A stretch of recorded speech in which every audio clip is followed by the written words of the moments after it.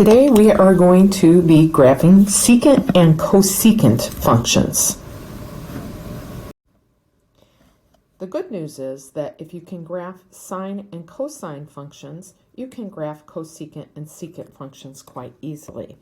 Now, that's because cosecant is the reciprocal of sine. Cosecant of x, and we abbreviate that CSC of x, equals 1 over sine of x. And secant of x, abbreviated SEC, is equal to 1 over cosine of x. Here are the parent functions for cosecant and secant. You can see that for cosecant, I first graphed sine here because cosecant's the reciprocal of sine. And anywhere my sine curve intersects the x-axis, there's a vertical asymptote because 1 over 0 is undefined. And then my cosecant function curves away from the x-axis. That's because as I get smaller and smaller values of sine, the reciprocal of that is much larger. And as it gets close to 0, it goes off to infinity.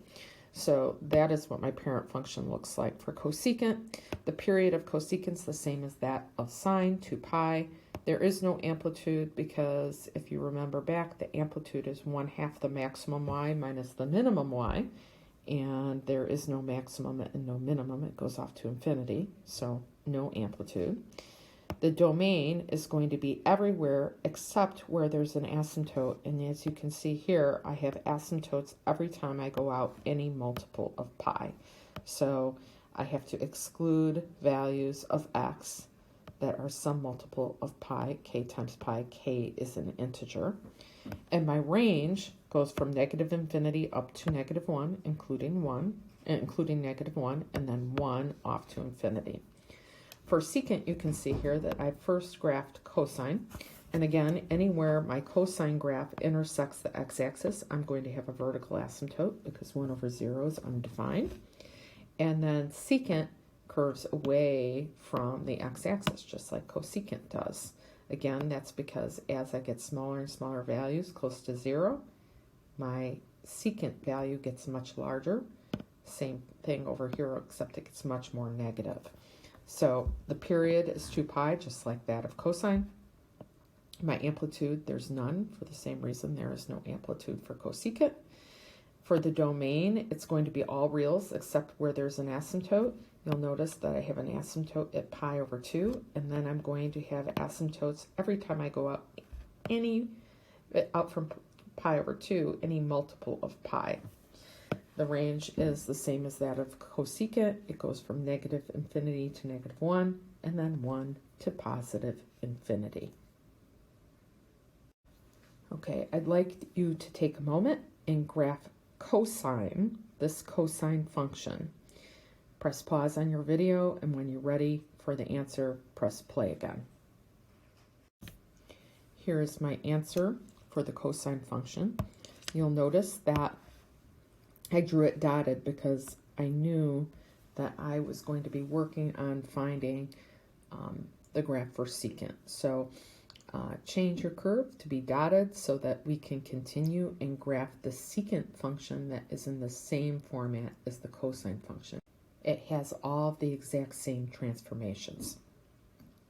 So remember that anywhere my graph intersects the x-axis, I'm going to have a vertical asymptote. And in this case, I'm talking about the shifted x-axis. So I'm going to have a vertical asymptote at minus 5 over 2 and minus 3 over 2. So let's draw those in. I'm going to draw them dotted.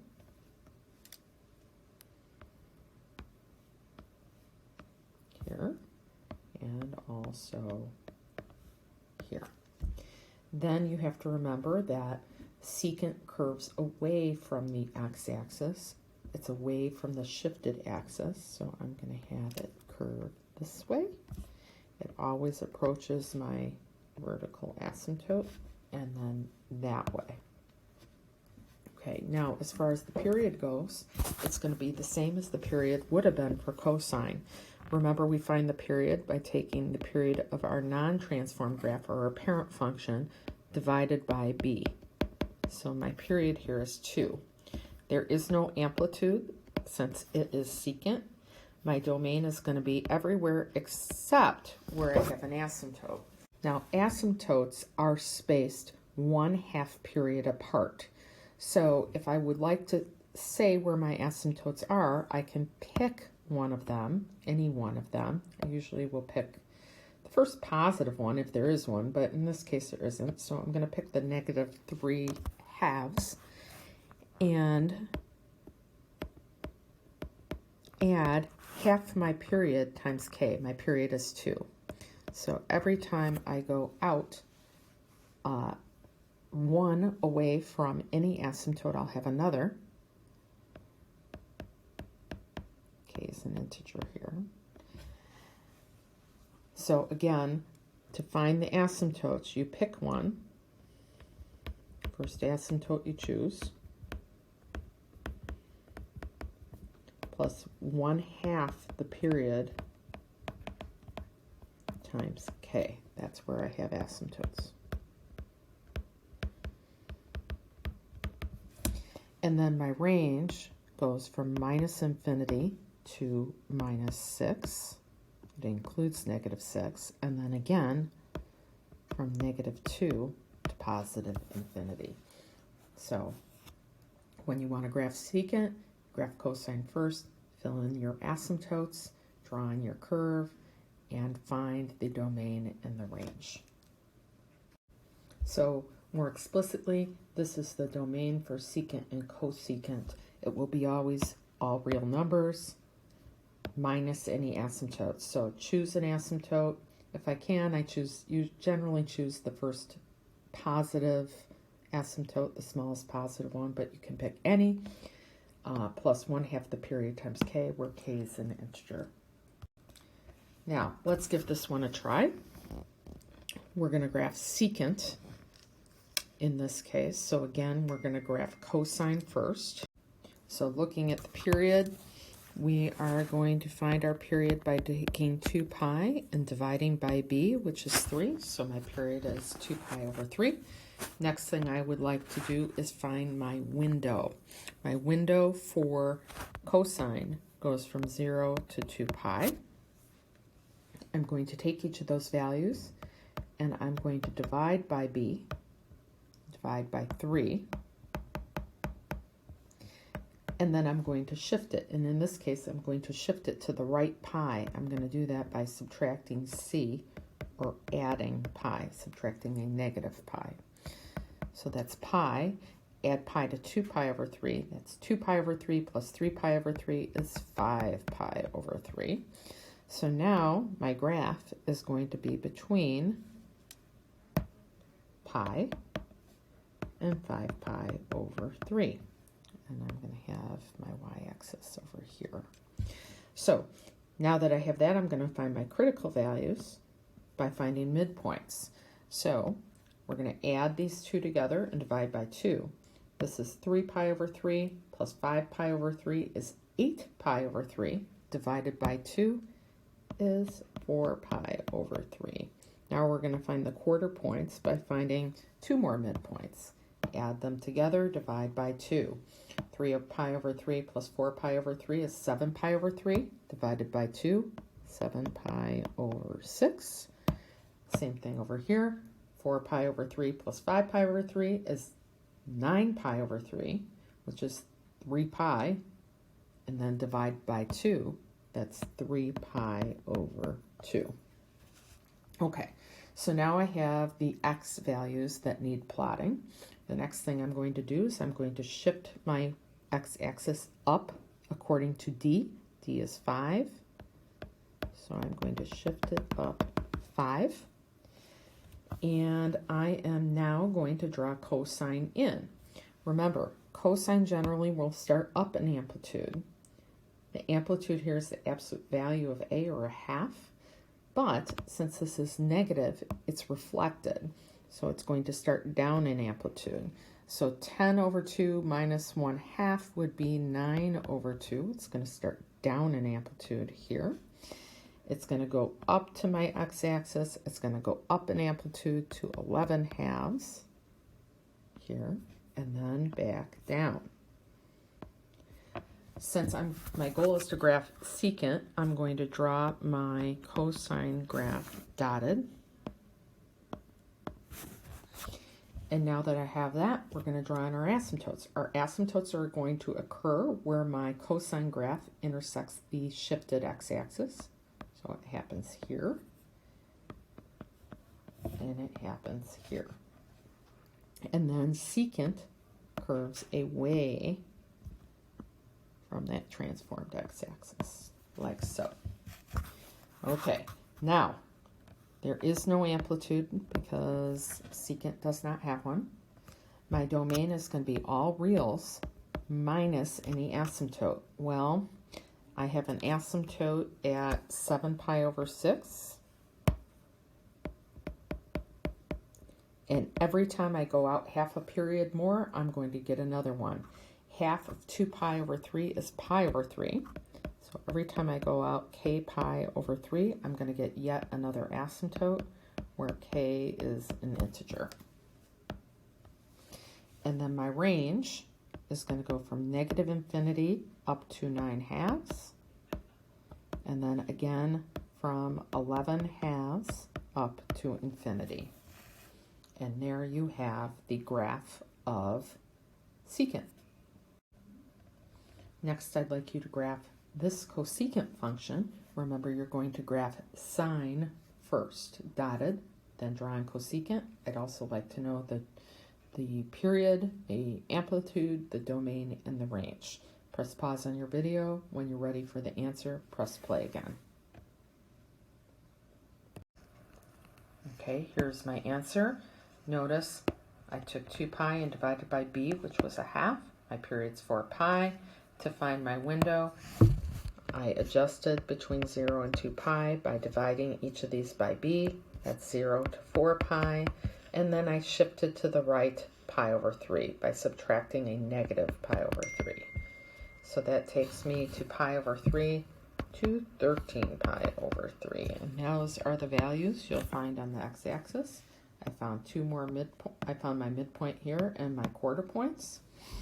Drew in my sine function. It's reflected, so it starts at my x-axis, goes down in amplitude, down to negative 6, up, up, down. Draw in the cosecant function. There is no amplitude. My domain is all reals, except where I have an asymptote. So I have an asymptote at pi over 3, and then every time I go out a half a period more, which is 2 pi more. And then my range goes from negative infinity to negative 6, and then 2 to infinity. Now, if I run into a question where I'm asked to find the domain and the range, and I don't have to graph it, it's much nicer and faster to just find the domain and range directly. In order to do that, you have to start with the parent function domain and range. The domain I adjust by stretching it or shrinking it horizontally. I divide by the absolute value of b, and then I shift it by subtracting c. My range, I'm going to stretch it by multiplying by the absolute value of a or shrink it, and then I'm going to shift it up or down by d. So let me show you how this works.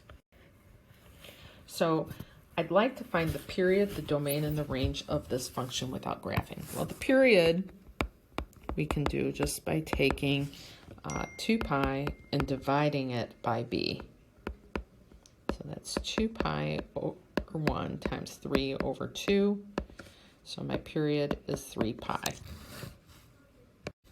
So the first thing that I need to remember about cosecant is, for the parent function, what is the domain and the range? So the domain of my parent function is all reals less where there's an asymptote, and I'm going to have an asymptote for cosecant, the parent function, any multiple of pi. This is my domain. My range for the parent function, goes from minus infinity to minus 1, and then 1 to positive infinity. So remember, to adjust the domain, I divide by the absolute value of b, and I subtract c. So I need to adjust where these asymptotes are. So I'm going to take my k pi, and I'm going to divide by b, which is the same as multiplying by 3/2. So now it's at 3k pi over 2, where k is an integer. The next thing that needs to happen is I need to shift it. I'm going to shift it by subtracting c. In this case, it's pi. So subtracting pi. So it goes minus pi plus 3k pi over 2, where k is an integer. Notice these are not like terms, so they're separate. Okay, so this is the domain of this cosecant function. The next thing I need to do is find the range. So my range, I'm going to multiply by the absolute value of a, and then add d.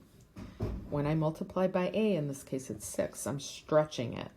So it goes from minus infinity to negative 6, and then 6 to positive infinity. Then I add d. I'm shifting everything up 2, so it goes from minus infinity to minus 4, and then 8 to infinity. So this is the range. This is the domain. And this is the period without graphing. Why don't you give this one a try? Find the period, the domain, and the range without graphing. Press pause on your video. When you're ready for the answer, press play again. So here are my answers. So I started with the domain for the parent function of secant. From that, I took my asymptotes, I divided by b.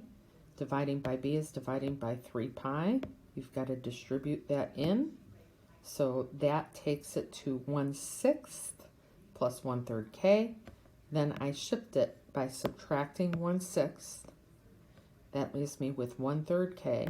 So my domain is all reals minus any asymptote would be at 1/3 times the integers. So 0, 1/3, 2/3, etc.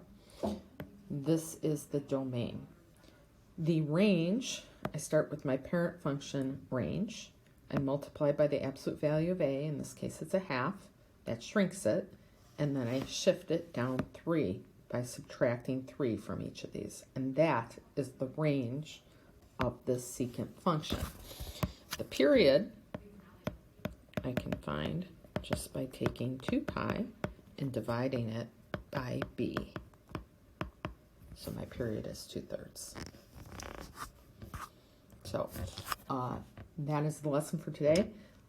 Work on the assignment I've posted online for practice, and I will see you tomorrow.